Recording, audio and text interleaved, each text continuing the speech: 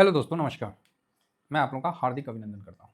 बहुत इम्पोर्टेंट बात है कि काफ़ी दिन से आप लोग देख रहे होंगे गोल्ड सिल्वर। गोल्ड सिल्वर पर मेरा व्यू काफ़ी दिन से नेगेटिव और न्यूट्रल टाइप का चल रहा था। एक बार प्रॉफिट बुकिंग किए अभी जस्ट आप लोगों के साथ स्विंग में, और कल फिर पोजीशन बनाए थे। हाँ, ये बात सही है कि मैंने पहले ही बता दे रहा हूँ, नहीं तो बाद में मैंने इसको शॉर्ट स्विंग में दिया था। ये बात मैं आपको बता देता हूँ। शॉर्ट स्विंग में मैंने दिया था, स्विंग में नहीं दिया था।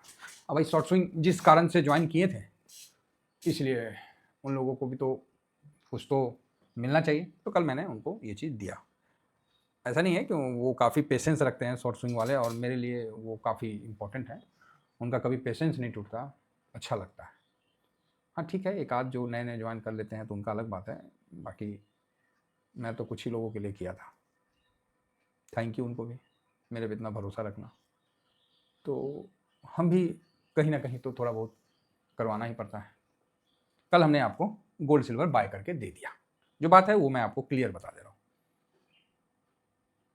फ्रेश बाइंग, गोल्ड भी सिल्वर भी। क्या लेवल था अभी मैं आप लोगों को स्विंग में भी दे दूंगा।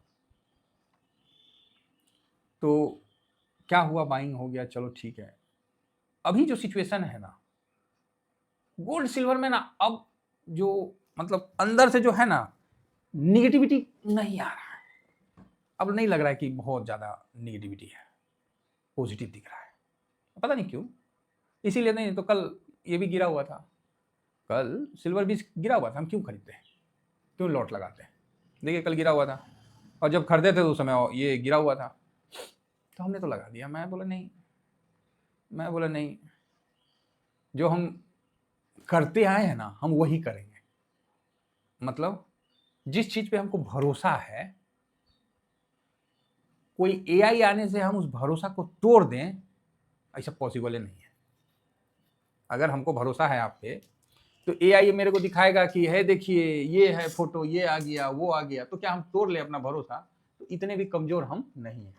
पहले तो भरोसा नहीं करेंगे, जब भरोसा कर लिया तो इतना जल्दी तो वो नहीं टूटेगा। बकायदा पूरा उस पर जब तक रिसर्च नहीं होगा, उसको हर बारीक चीज को समझेंगे नहीं, तब तक तो नहीं टूटेगा। ये तो मेरा अपना व्यू है। हो सकता है हम गलत भी हों तो हम खुश हैं, गलत में भी हम खुश रहते हैं कभी कभार।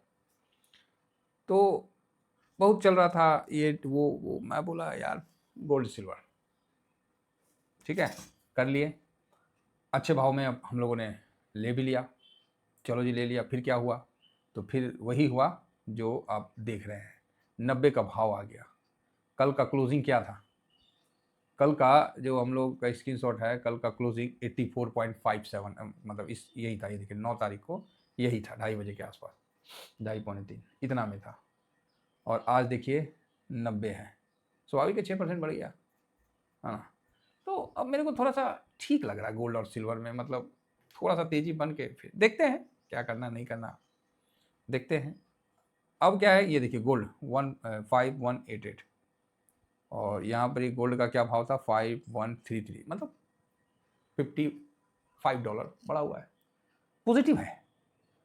तो सर क्यों पॉजिटिव है? तो देखिए, एक तो सऊदी ने $30 का डिस्काउंट देने का हुआ, तो वो थोड़ा सेंटीमेंट पे असर किया लोगों का। देखिए लोगों का सेंटीमेंट पे जो असर करता है ना, वही सक्सेस होता है। जैसे हाथी का सेंटीमेंट हो गया है कि वो रस्सी नहीं तोड़ सकता, जो उसके पैर में बंधा हुआ है। हाथी को भी नहीं पता कि वो रस्सी नहीं, वैसा वैसा 10 गो रस्सी बांध देगा उसको भी तोड़ देगा।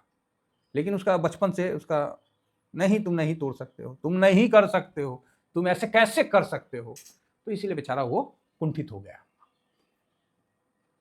अभी जो युद्ध चल रहा है, जहां ईरान रात को बैलिस्टिक मार रहा है, तो एक क्वेश्चन आता होगा ना दिमाग में, सर ईरान रात को ही मिसाइल काहे मारता है, दिन में भी तो मार सकता है। अमेरिका तो दिनों में ठोक रहा है, रातों को ठोक रहा है अमेरिका इजराइल, ये काहे नहीं मार रहा है? तो उसका रीजन है, ईरान जो है वो रात को इसलिए मारता है कि रात को उसका एक तो लॉन्चिंग पैड बर्बाद कर दिया है इन्होंने। अब मिसाइल है ना, ऐसा तो नहीं है कि हाथ उठा के बिक दीजिएगा। मिसाइल मिसाइल उसको लॉन्चिंग सिस्टम होता है, उसका बाकायदा प्लम्बर होता है, उसका उस जगह प्लग किया जाता है, फिर उसमें फ्यूल फिल किया जाता है, फर्दर उसको और रिस्की होता है फ्यूल फिलिंग भी, फिर फर्दर उसको मूव किया जाता है। ये सब तो चलता है, एक लॉन्चिंग पैड होता है। अब इस लॉन्चिंग पैड को तो उड़ा देता है। रात को मारने का सबसे बड़ा कारण है कि 1600-1700 इजराइल किलोमीटर दूर है, मतलब 1500 किलोमीटर दूर है, मरता है एकदम रात को। उसका भी कारण है कि रात को जब जाता है ना मिसाइल, भले वो गिरे ना गिरे, सायरन बजना शुरू हो जाता है, और जब सायरन बजना शुरू होता है तभी जाके असली डर का माहौल पैदा होता है। समझे बात को? डर का माहौल कैसे पैदा होता है? जब सायरन बजता है पूरा एकदम ऊ करके बजता है ना, तो लोग सोए भी रहते तो अरे यार चलो जल्दी से उठ के बंकर में, ठीक है। तो ये इसीलिए रात को मारता है।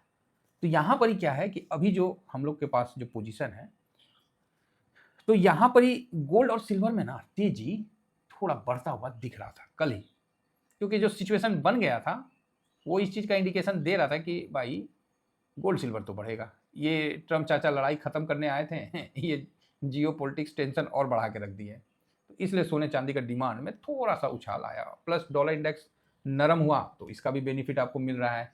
और चांदी का तो आपको भी पता है कि अभी युद्ध हो रहा है तो एक एक गोला में चांदी का यूज़ होता है, तो वहाँ भी डिमांड और सप्लाई जो है मतलब बढ़िया है, तो इससे इंडस्ट्रियल में चांदी का ज़्यादा यूज़ होने लगा कि जो बम ब्लास्ट हो रहा है। बाकी ईवी और ये सोलर में तो होता ही था, अभी जब गिरावट होने लगा तो कहीं नहीं हो रहा था, अभी सब जगह, अभी लड़ाई हो गया ना तो इसमें थोड़ा ज़्यादा ही होने लगा है। प्लस जो कच्चा तेल $120 के जो पहुंच गया था ना, ये बड़ा मतलब इन्फ्लेशन को बढ़ाने का डर था और लोगों का रुझान चांदी की तरफ फिर से जाने लगा।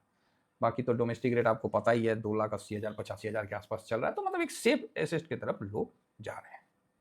हम लोग ETF के माध्यम से हैं, तो अभी मुझे रिसेंट में अगर बोलोगे सर कि चांदी में कोई गिरावट होगी क्या, तो अब मैं आपको इस जगह इस बात को बोल सकता हूं कि अभी आपको चांदी में फ्रेश गिरावट नहीं दिखेगा आने वाले कुछ समय में, चांदी या सोना में।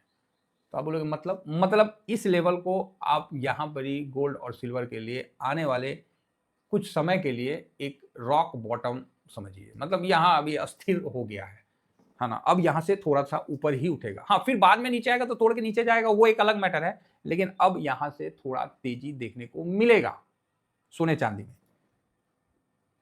अब आप बोलोगे सर तो इसका क्या मतलब? इसका मतलब ये है कि इस समय किसी ने अगर फिजिकल भी ले लिया है तो गलत नहीं है, ETF भी ले लिया गलत नहीं है। अब क्या है ना, मेरा भी मन, भाई देखो एक लिमिट होता है, हम किसी चीज से कब तक आप मतलब वो दूर भागिएगा।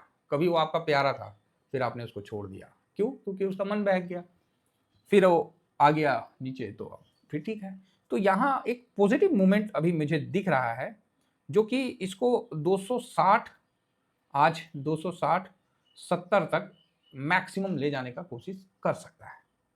नीचे में सपोर्ट काफी इंपॉर्टेंट है 239, इस लेवल में जो कल का लो था इसको आप पकड़ के रखिए, यही लेवल अभी चलेगा।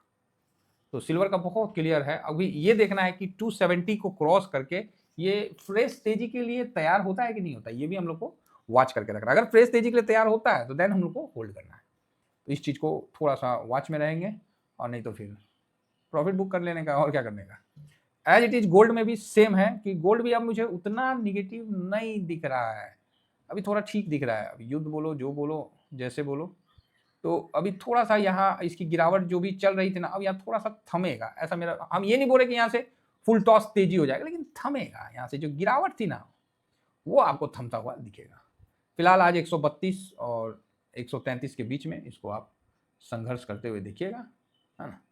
इसी लेवल में मोटा मोटी चलेगा, है ना, मेरा यही अनुमान है, और 33 से ऊपर भी जा सकता है।